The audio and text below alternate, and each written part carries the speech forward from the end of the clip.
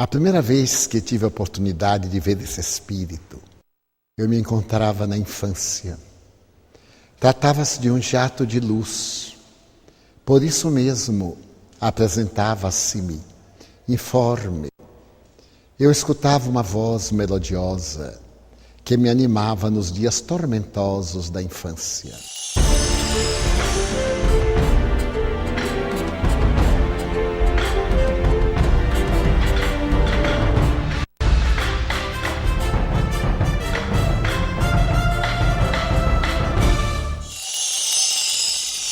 Quando mais tarde eu fui vítima da enfermidade que me prostrou no leito, entre os meses de junho a dezembro de 1944, eu senti um amparo especial, uma voz cantante e dócil. Posteriormente, quando me tornei espírita e já estava exercitando a mediunidade desde antes, vim a tomar conhecimento que se tratava de um espírito amigo, conforme eu declarara no dia 5 de dezembro de 1945, numa reunião íntima. Quando estive com Francisco Cândido Xavier, no mês de março de 1948, e ele honrou-me convidando-me para ser seu hóspede em Pedro Leopoldo, após a primeira noite no seu santuário doméstico, eu perguntei-lhe quem era meu guia. E ele disse-me que não estava autorizado a informar-me, mas que se tratava de um ser venerando, e deu-me uma descrição muito sucinta. Somente mais tarde, quando comecei a psicografar as mensagens firmadas por um espírito amigo, é que vim ter ideia da grandeza da entidade espiritual. No entanto, a sua identificação me foi feita pela primeira vez por ela mesma, sugerindo que a chamasse de Joana de Ângeles. Quando eu estive no México, em 1969, ao realizar uma conferência na loja maçônica Vale de México, ela me sugeriu visitar San Miguel Nepantla, um lugarejo próximo de Cuernavaca, e apontou-me um amigo que estava gravando aquela época. Mais tarde eu vim a identificar como o engenheiro Inácio Domingues, que me fez a gentileza de levar-me com sua família a San Miguel Nepantla. E ali, nos escombros da antiga fazenda, ela revelou-me tratar-se da reencarnação de Sor Juana Inês de la Cruz, nome que ela recebeu ao aceitar os votos perpétuos na ordem a que se consagrou. Deu-me também o seu nome civil e narrou-me que fizera parte das histórias republicanas na independência do Brasil, sendo a Madre Joana Angélica de Jesus a abadesa do convento da Lapa, na Bahia. Mais tarde, em um diálogo íntimo, ela me falou que logo depois que desencarnou em Salvador, em 1823, ela foi convidada pelos espíritos nobres a participar da equipe de O Consolador. E teria firmado uma mensagem que está no Evangelho segundo o Espiritismo, intitulada A Paciência, como espírito amigo, e mais uma outra sobre a caridade. Cada dia, para mim, é um ser que se renova pela profundidade dos seus ensinamentos, pela maneira gentil e bondosa com que me vem ajudando no processo de autoiluminação. Então, Joana de Ângeles, para mim, pessoalmente, é o anjo da caridade e da misericórdia que o Senhor da vida colocou no meu caminho, a fim de que eu erre menos e possa seguir fiel, dentro da medida do possível, até o fim.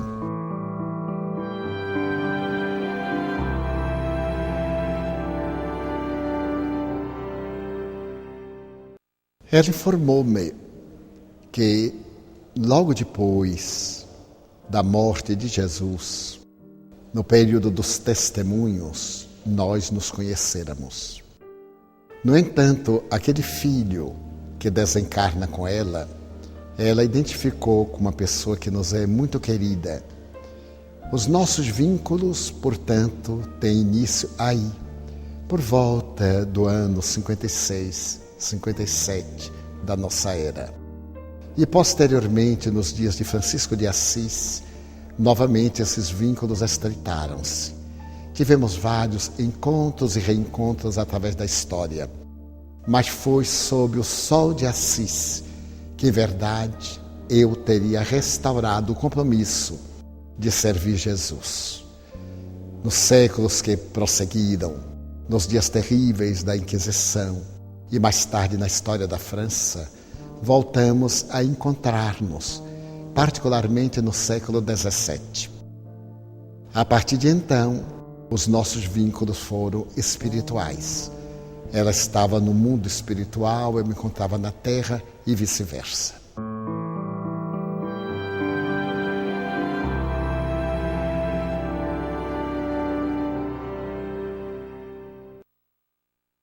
Com uma das maiores bênçãos da minha vida. Ela jamais me chamou a atenção de maneira rígida. É sempre dócil.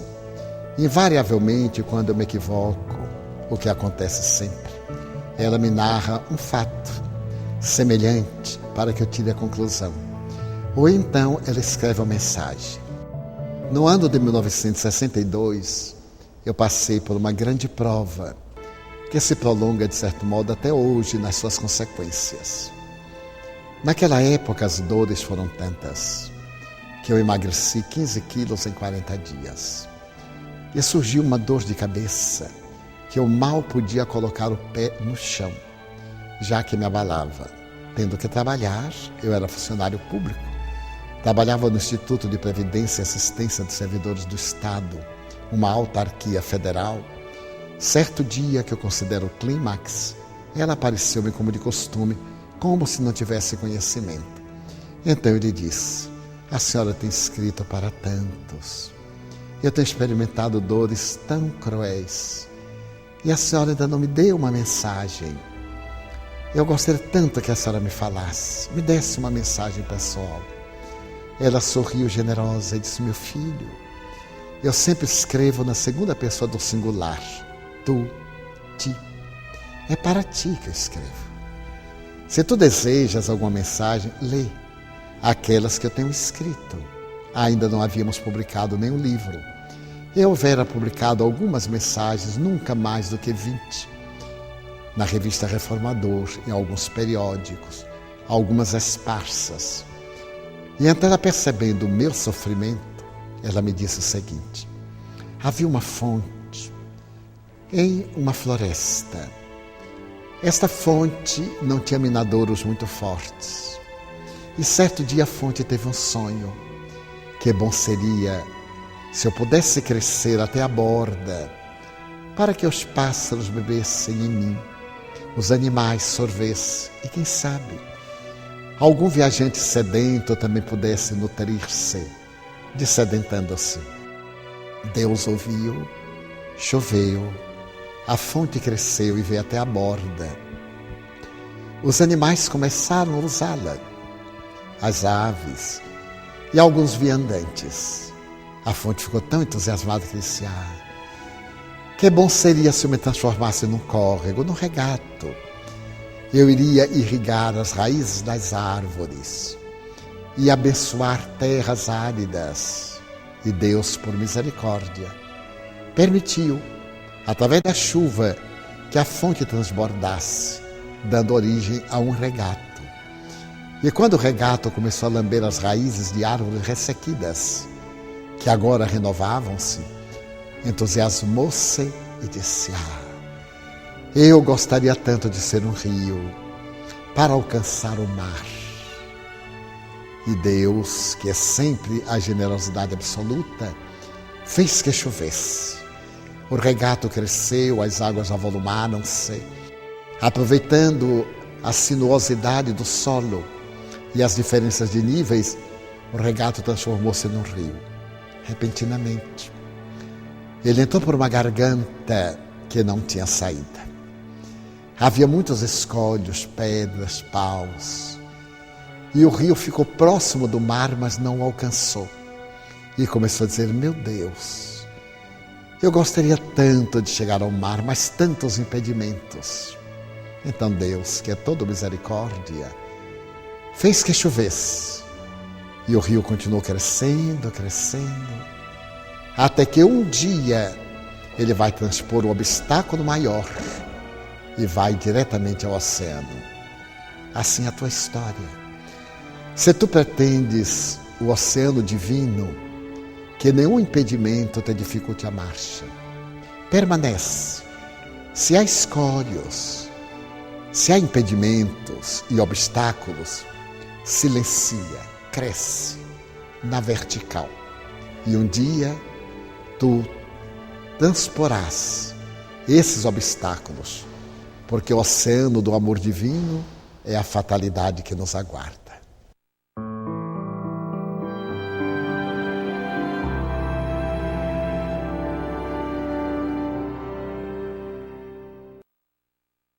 Joana de Ângeles me ensinou que a pessoa que mais ame, quando vê o amado enfermo, não pode tomar o remédio por ele. O indivíduo tem que equacionar os seus problemas. A ternura dos amigos, as vibrações, a bondade dão-lhe forças. Mas a cruz é pessoal e não pode ser transferida para ninguém.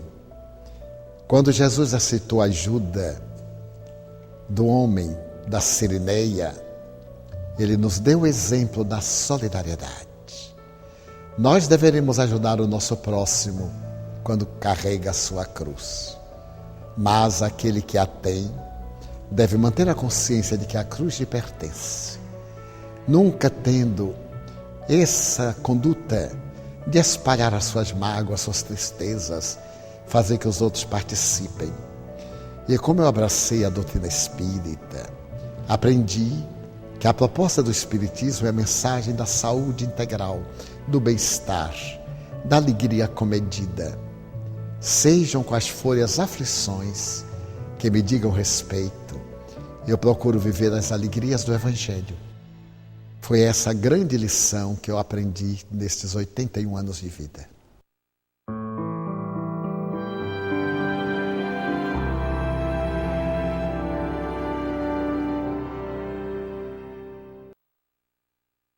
Joana encontrava-se num momento muito grave da sua vida.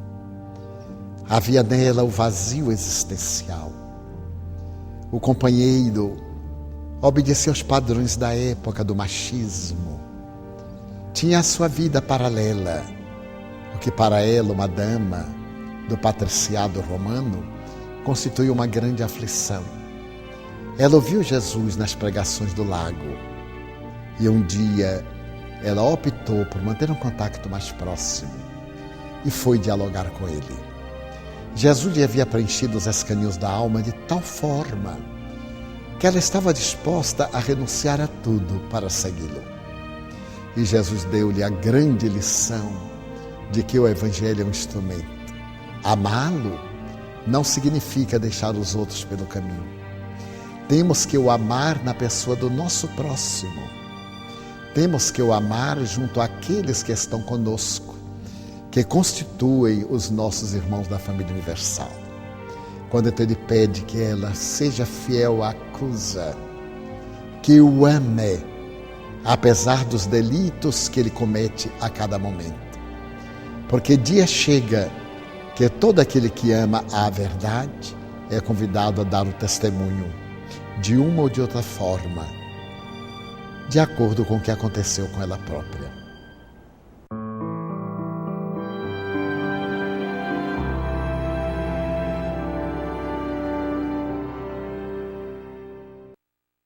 Eu li recentemente uma informação mediúnica a respeito de Clara de Assis. Eu respeito muito as revelações do mundo espiritual. As pessoas que as recebem me são dignas de crédito, embora nem sempre concorde com elas, como é natural. A doutrina espírita dá-nos o livre exame e nos fala da universalidade do ensino. Enquanto se trata de opiniões individualistas, de pessoas ou de médiuns, elas têm o valor que nós lhes atribuímos pelo caráter. Mas a primeira vez em que eu estive em Assis, eu fui acompanhado por pessoas vinculadas à Ordem de São Francisco. Percorremos os lugares em que ele teria vivido na cidade de Assis, depois fomos a Porciúncula. Por fim, nós resolvemos ir ao convento de Clara. Era a hora do almoço e naquele momento não se permitia a entrada de estranhos. Mas nós insistimos um pouco e uma religiosa permitiu-nos entrar. Então nós fomos até o túmulo de Santa Clara. Detivemos-nos ali. Ficamos impressionados com o estado de conservação do seu cadáver. E quando eu estava olhando-a, Joana me aparece e fica ao lado. Eu então, examinando uma face e a outra, concluí tratar-se do mesmo espírito. Ela não me disse nada, como é natural, porque os espíritos nobres têm muito pudor, principalmente no que diz respeito a terem sido personagens famosas. Mas, à medida que os anos se passaram, já se vão mais de 20 anos, ela me começou a contar detalhes da vida de São Francisco, aquelas conversações edificantes, mais íntimas. E eu continuei a pensar na probabilidade de ter sido ela a reencarnação de Clara de Assis. Não posso afirmar, mas no meu mundo interior eu acredito. E caso não seja, não muda nada. Ela tem sido um exemplo de humildade, de abnegação. E sempre me ensina as atitudes simples, desataviadas. Não envolver as pessoas nos meus problemas, como já disse. Também não criar embaraços para os outros. Procurar ser o mais simples possível, o mais direto, o mais claro. Procurar ter uma vida privada que seja igual à vida pública. Tentar não fazer às ocultas o que eu não tenho coragem de fazer às claras. Então elegi essa conduta graças ao exemplo dela e das histórias que ela me narra de Francisco e da própria Clara.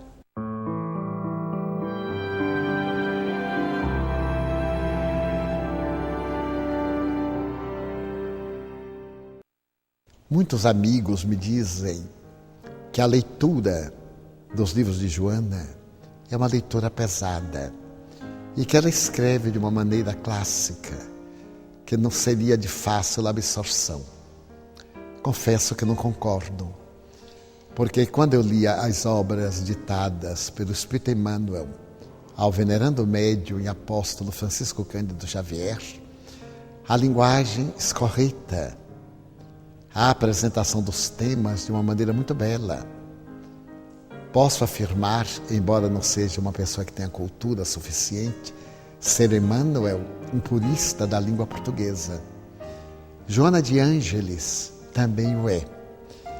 Quando eu soube que ela houvera sido Sor Juana Inês de la Cruz, eu compreendi por que ela escreve de maneira tão clássica, porque já naquela época era a maior poetisa de língua hispana, ao mesmo tempo a primeira feminista. A sua dedicação fez que ela passasse a história como sendo a monja da biblioteca.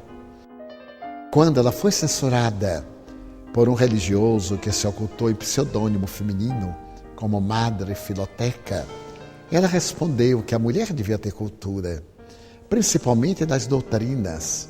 Quando alguém, por exemplo, a mulher vai à cozinha, ela deve entender o que é um cloreto de sódio. Quando ela olha para os céus, ela deve entender um pouco de astronomia. Naturalmente, se for hoje, diria, no relacionamento, ela deve entender um pouco de psicologia. Daí eu concluí que já àquela época é como se estivesse preparando-se para as atividades que o Senhor lhe daria no futuro. Muito tempo depois, quando ela escreveu o livro O Homem Integral, que eu não me dei conta que se tratava de uma série, nem ela me disse, eu achei o livro um pouquinho complexo, mas já no Plenitude, eu notei que era um livro com uma profunda acentuação psicológica. E como eu nunca havia lido nada sobre psicologia, a não ser uma página ou outra esparsa. Eu perguntei-lhe, o que a senhora pretende? Ela me disse, pretendo fazer uma ponte entre a psicologia junguiana e a psicologia do espiritismo. O espiritismo é a maior ciência psicológica, meu filho. Precisamos trabalhar esse verdadeiro filão de ouro que ainda não foi percebido pelos corações amigos. Então eu quero iniciar para que os especialistas vão adiante. Então eu perguntei-lhe, mas como? A senhora foi religiosa nas 2 últimas reencarnações, pelo menos no que eu sei.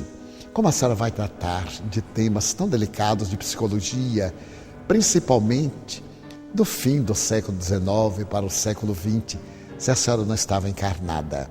Ela sorriu. De uma maneira gentil me disse, a pergunta não tem cabimento em alguém que conhece a doutrina das reencarnações.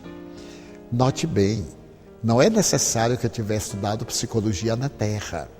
Recorde-se que aqueles missionários que vão à Terra levam conhecimento daqui para tornar-se conhecido no mundo carnal. Os grandes psicólogos, os grandes tratadistas foram daqui para aí. E muitos deles, antes de ir-se, foram submetidos a programas, alguns dos quais nós participamos. Acompanhamos muitos deles que, ao retornarem, foram submetidos à avaliação. Então, meu conhecimento, como dos espíritos que laboram no bem, não é da terra para cá, é daqui para a terra. Então, eu tranquilizei-me, porque posteriormente o psicólogo fez uma censura. Como é que uma freira podia conhecer de psicologia se não estava dentro do conhecimento acadêmico terrestre? Então, quando eu li isso, eu sorri, porque eu já tinha resposta. E fiquei tranquilo, porque, por outro lado, psicólogos, psicoterapeutas, psiquiatras, tanto do Brasil como do exterior, informam-me que esse contributo é muito valioso. E várias instituições no Brasil e no exterior formaram grupos de estudo das obras psicológicas de Joana de Ângeles, fazendo uma ponte com a psicologia espírita.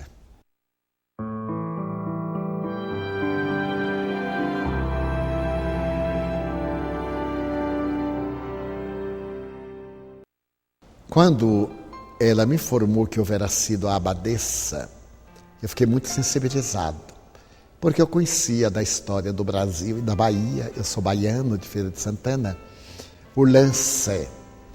E a posteriori eu voltei ao convento, que agora é uma faculdade de filosofia. As monjas que ali viviam enclausuradas foram transferidas para uma outra edificação. E então ela apareceu-me à porta, onde foi trespassada pela baioneta calada do soldado que estava embriagado. O objetivo dela, para impedir que a soldadesca Ifrene se adentrasse no convento, era para que eles não viessem a violar as monjas, as mulheres ali recolhidas. Havia muitas jovens que se equivocaram e os pais internaram-nas vivas, que era quase uma casa de mortos. E ela e as religiosas guardavam essas moças. Enquanto ela esteve tentando defender a entrada, as monjas fugiram, porque havia passagens subterrâneas para outras casas monacais, para outros conventos. Mas eles depredaram muito a igreja, roubaram, furtaram os seus ornamentos, os objetos do culto, e ela ainda sobreviveu alguma hora, arrastou-se da porta até uma velha marquesa de madeira, uma espécie de um sofá de tábuas, aonde veio a expirar. Mas ela havia pedido isto, o sacrifício da vida, mais uma vez, por amor e para poder preservar a dignidade de outras vidas.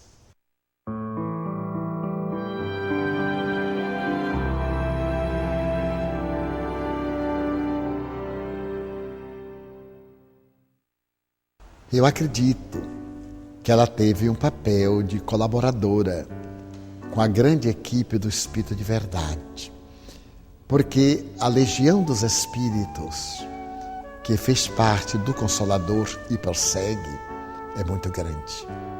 Pode-se dizer que eles vão aos milhares, cada um deles com uma tarefa específica. Muitos prosseguem colaborando hoje, onde chega a doutrina espírita, na condição daqueles membros do primeiro grupo, sob o comando do Espírito de Verdade. Tendo desencarnado nos anos 20, já Allan Kardec se encontrava na Terra e estava sendo elaborada toda a codificação do mundo espiritual desde há 100 anos. Dessa forma, a contribuição dela foi amparar médiuns, foi abrir espaços mentais para que muitos pudessem assimilar melhor a doutrina dos espíritos. Como a cultura francesa é uma cultura muito dialética, então ela trabalhou com essas entidades para que o codificador estivesse protegido das forças negativas que sempre conspiram contra os ideais do bem.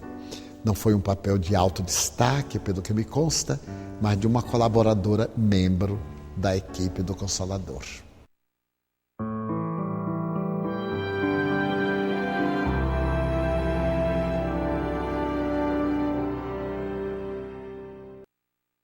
Quando nós começamos a psicografar, no mês de fevereiro de 1949, ela me disse o seguinte, que tinha na Terra muitos discípulos, no bom sentido da palavra, muitas almas que se lhe vinculavam, que eu iria viajar muito para poder reacender a chama do entusiasmo em alguns, cuja chama estivesse debilitada, colocar em algumas almas um pouco do ardor evangélico, que nós iríamos falar a um grande número de corações da nossa família espiritual, da família dela. Mas que era natural, que eu não poderia estar repetindo as mesmas cidades. Então iria o livro, iria a mensagem dela. Muitos iriam identificar-se com a sua mensagem, outros não, como é natural, por não fazerem parte da família. E então que o desejo de trabalhar na psicografia era para alcançar o maior número possível. Curiosamente, à medida que eu comecei a viajar e os livros foram sendo publicados vagarosamente, as pessoas me dizem, são verdadeiras cartas que eu recebo de Joana de Ângeles. A primeira vez que eu li o estilo dela, tocou-me profundamente, dizem-me alguns. Então as suas mensagens continuam sendo cartas de sustentação, porque o livro pode atingir a um número que eu nunca alcançaria. E constato isso porque mesmo países eslavos, países anglo-saxônicos, por onde eu tenho estado, além dos países latinos, há a mesma identificação. As pessoas que leram alguma das suas obras traduzidas confessam-me uma perfeita identificação com ela. Então hoje, Joana de Ângeles, como os venerandos espíritos, Dr. Bezerra, Emmanuel e outros tantos, são o nome de uma grande equipe de espíritos que trabalham em seu nome, como uma grande equipe que trabalham sob a sua orientação. Imaginemos um centro de computação em que ficaria a entidade comunicando-se com todos aqueles que lhe usam o nome para poder atender às solicitações mais variadas. Essas entidades apresentam-se ideoplasticamente como sendo, e do centro de comando, aquele que é o espírito evocado, vão as instruções hábeis. Até o momento quando se trata de questões mais urgentes, eles vão pessoalmente. Então, Joana de Ângeles hoje, no meu conceito, é o espírito equipe, porque existem mais de 20 de instituições com o seu nome, mais de 50 grupos de estudos com o seu nome, muitas instituições em países latinos, europeus e até africanos, com o seu nome, também na Austrália. E essas entidades estão presentes sob o controle mental desse centro de computação onde ela se situaria. Então eu confesso que vejo nela um espírito de alta responsabilidade, sem nenhum privilégio para comigo, sem nenhum pieguismo, mantendo sempre a mesma austeridade e chamando minha atenção sempre que é necessário, de uma forma dócil, mas enérgica.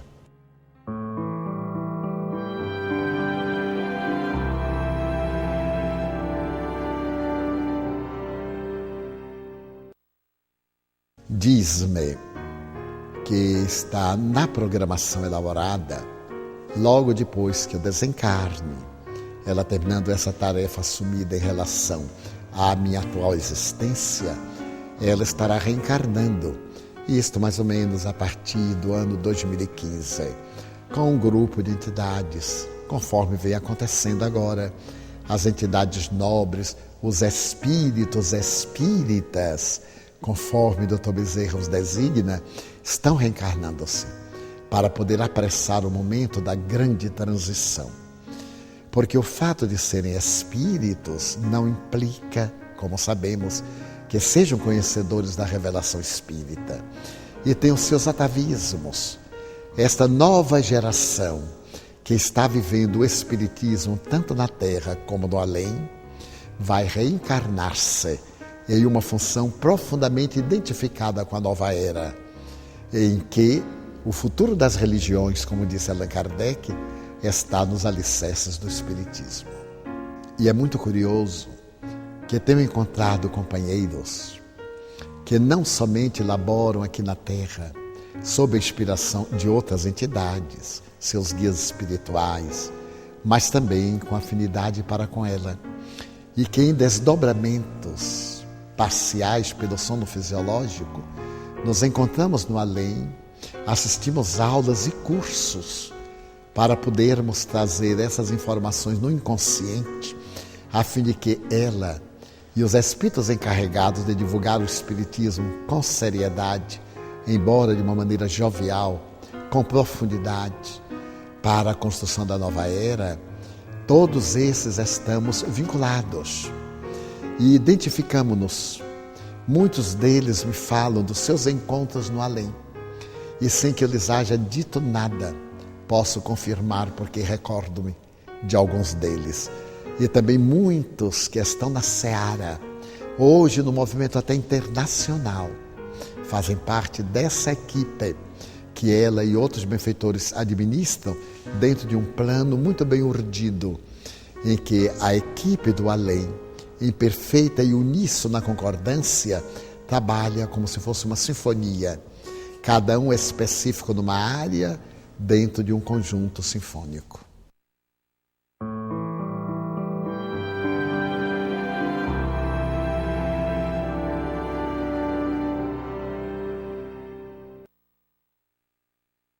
Ela me aparece invariavelmente como Juana Inês, com a idade que oscila entre 50 e 55 anos. A indumentária, que na época era muito elaborada, ela simplificou. Ela mantém o véu, o primeiro véu branco e o outro em tonalidade azul, e a indumentária em si como um vestido largo, em branco, mas o semblante muito jovem, com a maturidade dos 50 anos mais ou menos. Normalmente com as mãos distendidas. Nos momentos de preces, quando estamos no fim das palestras e por acaso ela está presente, o que nem sempre acontece, ela irradia uma luz peregrina sobre o auditório. A mim me comove muito, como nos momentos das preces que todos os oradores fazem, com grande unção, eu vejo o auditório modificar-se plenamente e equipes de espíritos aplicando passes naqueles que estão em sintonia. Quando por acaso ela está presente, dá-me a ideia de um foco de luz que se irradia, auxiliando aos mentores que estão trabalhando em favor da saúde interior daqueles que estão buscando Jesus.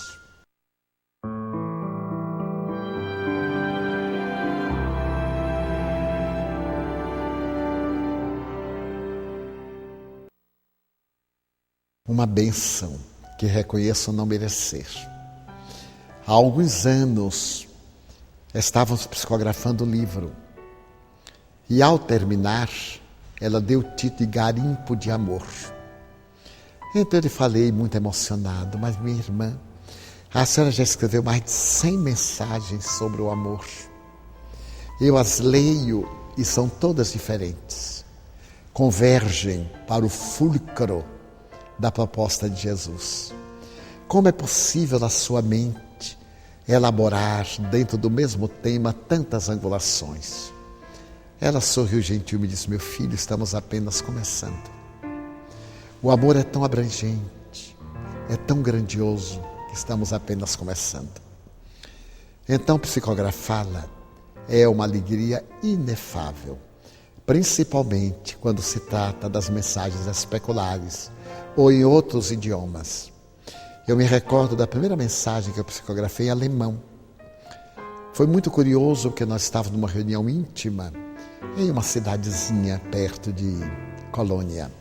Era um grupo pela manhã e então estávamos lendo o Evangelho, quando ela disse: eu gostaria de escrever.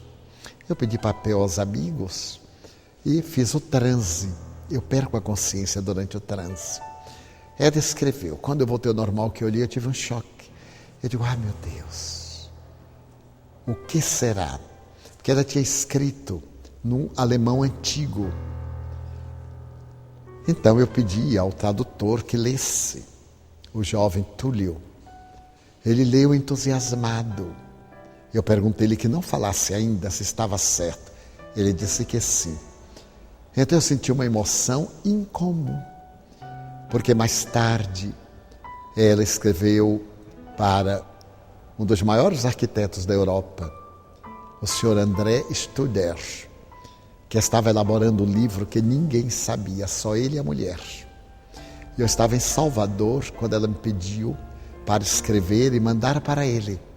Então ela escreveu em alemão antigo e mandou para ele dizendo que o livro devia ser publicado. Ele colocou no livro a mensagem dela e comentou. Então, para mim, tem um significado muito profundo, porque os outros podem e devem ter dúvidas a respeito do médium, como é natural.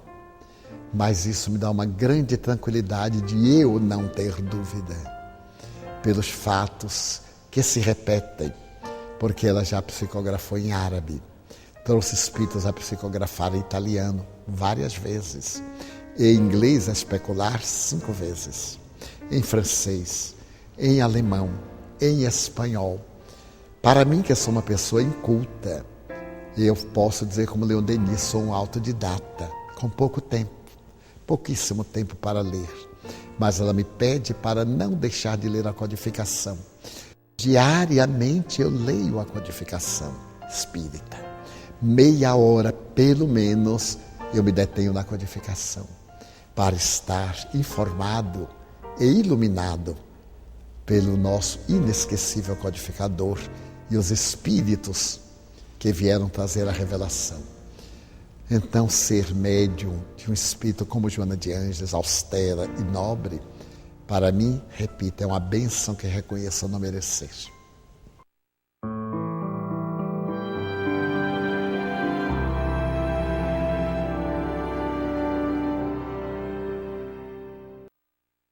O primeiro, Messe de Amor, que tem uma história muito peculiar. Eu psicografava e um amigo nosso no Paraná, na cidade de Ponta Grossa, Ari Schmidt, publicava essas mensagenzinhas em folhas esparsas. Ele era muito dedicado, estamos nos anos 50, 56, 58. Então chegava no fim do ano, ele reunia aquelas mensagens, colocava um grampo e uma capinha e fazia um opúsculo que distribuía entre amigos. Mandava essas mensagens a alguns. No ano de 1964, o professor Carlos Torres Pastorino, que era muito meu amigo e também eu lhe quero muito bem, disse-me: Divaldo, é uma pena, porque as mensagens são tão belas, têm um conteúdo tão bom. Então, elas ficam esparsas, Às vezes nós queremos buscar uma e não sabemos onde está. Fale com Joana, eu me encarrego de selecionar das que eu tenho. E nós faríamos um livro e publicaríamos. Eu então falei. Ela me disse, queime toda a mala de mensagens que você tem, porque elas são exercícios. Vamos selecionar para o nosso primeiro livro, o resto queime. Eram mais de 400 mensagens. Eu disse, mas minha irmã, queime-as todas. Não há pressa. O trabalho do bem não pode ser apressado. Ele é urgente, mas não é apressado. Então eu as queimei. Selecionei umas 80. E então Pastorino classificou-as. E ela deu o título Messe de Amor. A primeira mensagem, solidão em Jesus. Eu considero a mensagem mais bela, porque ajusta-se perfeitamente comigo. Sinto que ela escreveu pensando em mim, porque ela procura mostrar que numa vida celibatária, dedicada ao ideal, eu sou muito austero, peço licença, não vou a passeios, não faço turismo. Em nenhuma viagem eu jamais me permiti conhecer isso, conhecer aquilo. Fico sempre no trabalho. E é natural que experimente um tipo de solidão. Eu era muito jovem então, em 1964. Eu estava com 37 anos. E de vez em quando eu me surpreendia muito solitário. E então ela me disse assim, só é solitário quem não é solidário. Sempre que se sentir solitário, procure alguém para ajudar. E sendo solidário, não estará na solidão. Aí ele escreveu solidão em Jesus. E disse, a tua solidão é a presença de Jesus. Já não estás mais a sós. Então eu considero um livro muito especial. E ele foi apresentado no Rio de Janeiro, no dia 5 de maio, data do meu aniversário, de 1964, logo depois de uma palestra no Salão do Ministério da Justiça.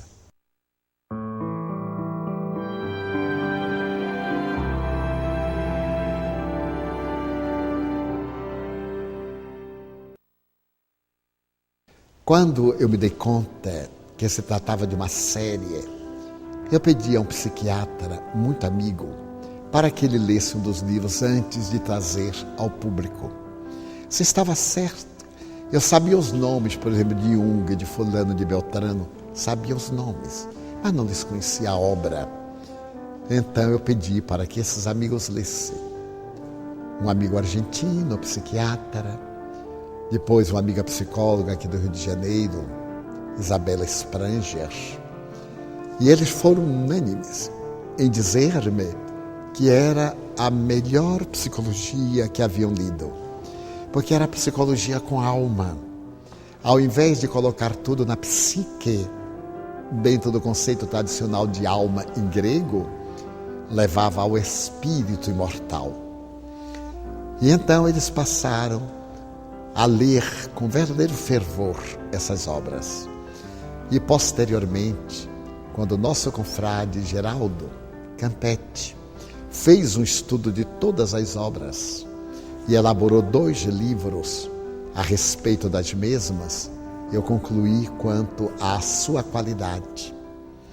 E dessa forma, eu vejo a ressonância em diferentes lugares do mundo por onde tenho passado, da utilidade de quanto tem ajudado a muita gente e a muitos psicoterapeutas que vêm aplicando, por exemplo, as visualizações terapêuticas apresentadas por ela no seu CD respectivo sobre saúde, sobre vida interior, que é, dentro do movimento espírita, algo inusitado.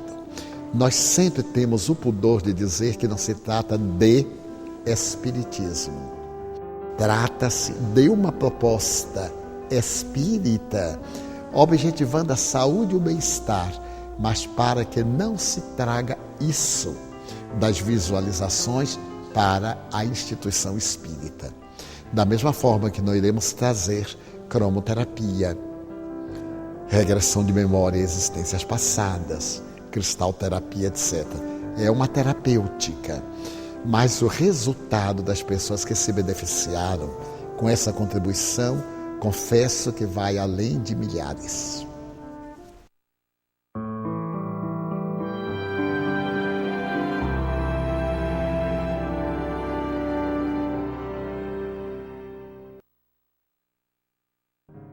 Ela contou-me que quando minha mãe desencarnou, em 1972, e recuperou a lucidez, graças à presença da própria Joana, que minha mãe teve ideia da tarefa a que eu me entregava. Porque minha mãe era analfabeta, um verdadeiro anjo crucificado no analfabetismo. Sempre que eu viajava, eu era funcionário público, viajava aos sábados, domingos, nas férias, carnaval, Semana Santa, nos feriados, e ela me perguntava: para onde vai, meu filho? E eu usava a palavra tradicional: eu vou pregar. E não me dava conta que ela não alcançava o sentido exato da palavra. Certo dia, ela me disse: mas meu filho, será que por aí não tem quem coloque esses pregos nas paredes? Que você tem que sair daqui para ir a pregar coisas. Aí eu expliquei para ela e ela ficou admirada. Ela frequentava a nossa casa, porque morava na Mansão do Caminho, ia ao centro, e ficava deslumbrada. Minha mãe tinha olhos verdes muito bonitos, então eu via aqueles olhos de esmeraldas inundados de lágrimas quando eu falava sobre Jesus. Então Joana me contou que logo depois que ela desencarnou em fevereiro de 72, e mais ou menos para novembro, quando ela já estava na equipe de trabalhadores, ela pediu a Joana para que intercedesse junto a São Francisco, para que intercedesse junto a Jesus, para que a tarefa em que eu estava engajado ampliasse-se e eu pudesse ter a possibilidade de ir além das fronteiras do Brasil. Eu já tinha viajado bastante, já tinha estado em alguns países sul-americanos. No ano de 69 eu fiz uma viagem pela América Latina, do Peru ao México, passei por todos os países.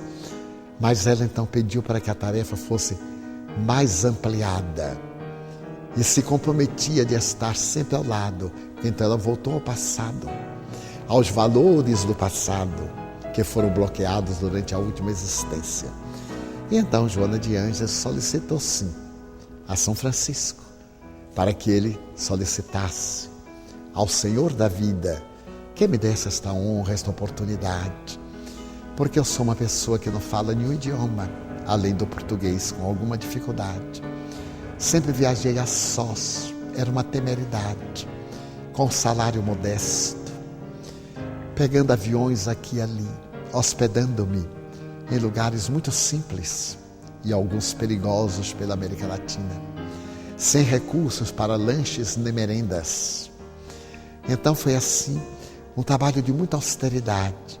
Chegar num país onde nunca dantes se falou sobre espiritismo, que eu roguei a Jesus que me desse essa honra, de falar sobre espiritismo onde de dantes nunca ninguém havia falado. Falar para duas pessoas, para uma pessoa. Começar, à semelhança de Paulo, com uma distância abissal, a criar o primeiro grupo, até que realmente a divindade me permitiu, em mais de 10 países, na África, na Europa e até mesmo na América Latina. Por fim, há pouco tempo ela disse que pediu a Jesus, ela, Joana, para me permitir a felicidade de falar no país muçulmano. Então Deus me deu a honra de falar na Turquia.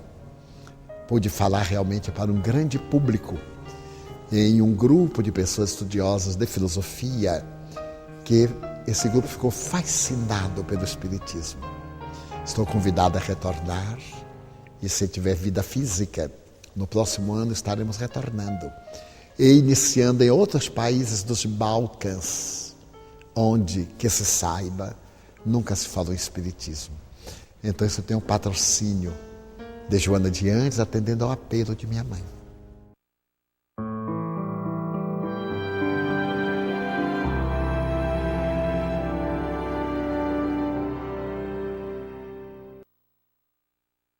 Joana de Ângeles é profundamente cristã. As suas raízes de amor estão todas centradas no doce poeta Galileu. Ela me diz que a ciência se encarrega de decifrar os enigmas, que a filosofia dá respostas para as interrogações humanas. Mas a religião, nesse sentido profundo, o espiritismo cristão, como diz o próprio codificador, toca mais profundamente. Enquanto a criatura humana não tenha a coragem de assumir as suas culpas, os seus demônios, na moderna linguagem psicológica, diz-me ela, enquanto não tenhamos a coragem de despir-nos do ego para sermos o self profundo, na busca de Jesus, estaremos reencarnando-nos ininterruptamente sem grandes lucros. A mente pode estar iluminada pelo conhecimento, mas se o sentimento não estiver centrado no amor, será vão todo este conhecimento. Então a mensagem dela, que nós deixaríamos para os corações amigos, é de que viajemos para dentro, auto-iluminando-nos, buscando a presença de Jesus em todos os momentos, agradecendo a honra da reencarnação. Certo dia, após uma palestra, eu estava muito emocionado. E embora o bulício de fora, eu estava muito vinculado dentro ao mundo espiritual. Eu estava agradecendo as pessoas em volta sem darem-se conta. Quando ela me apareceu e me perguntou, o que fazes? Eu disse, minha irmã, estou agradecendo a Deus, a Jesus, com quem eu tenho mais intimidade. Tudo de bom que aconteceu. Ela disse, então eu vou fazer-te uma proposta. A partir de hoje, agradece o mal que não te aconteceu. Tu agradeces o bem, mas o mal que não te aconteceu. E recentemente em Londres, eu contei isto, que eu tenho por hábito orar várias vezes. No carro, no ônibus, onde eu estou. É o pensamento. Para estar em paz, para estar em sintonia. Às vezes eu saio, escorrego, mas logo volto. E então eu narrei, e ao terminar, uma senhora inglesa veio e completou o trabalho da benfeitora. Ela disse, o senhor ora em gratidão a Deus pelo bem que lhe aconteceu, pelo mal que não lhe aconteceu. Pois, Mr. Franco, eu vou lhe dizer uma coisa. Eu também oro pelo mal que me aconteceu, agradecendo a Deus, porque só me acontece o que é de melhor para a minha vida. Então eu agradeço ter me acontecido esse mal, que é um resgate, abrindo-me o caminho para o bem. Então nós temos aí 3 vertentes. Para agradecer a Jesus todo o bem, agradecer aquilo de ruim que Ele impediu que sucedesse, mas agradecer sobretudo aquilo que nos molestou, mas que é para o nosso bem, porque se trata de resgate inadiável, a fim de nos dar a perfeita tranquilidade. Então a minha mensagem seria sempre esta: louvar, pedir, mas agradecer.